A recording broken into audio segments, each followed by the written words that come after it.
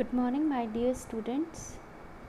Today from today we will be start the next chapter, working on Linux desktop. In this chapter we will be studying about the GUI, its working, as well as its configuration in network.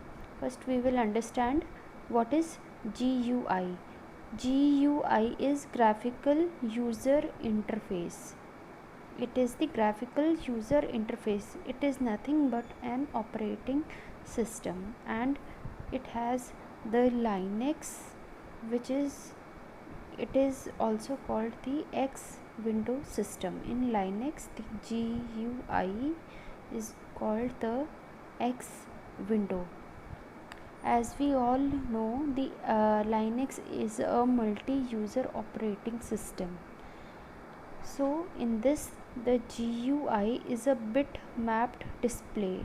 It is a type of display with which we can do the character based display, in that we can easily write and read. And in GUI, it was created in 1984 in the Massachusetts Institute of Technology, in the MIT. The next is the KDE environment. KDE means K desktop environment. Just like Windows 8, the KDE also exists. It look like this, a simple screen but with a few icons. The KDE is further divided into three types. First is the application. In application, we can easily get so many application from this option. Like if we want to do anything related to the accessories, if we want to play games, and if we want to do the office work, we all can do with this application option. When we open this, all these options will appear. Next is the preferences.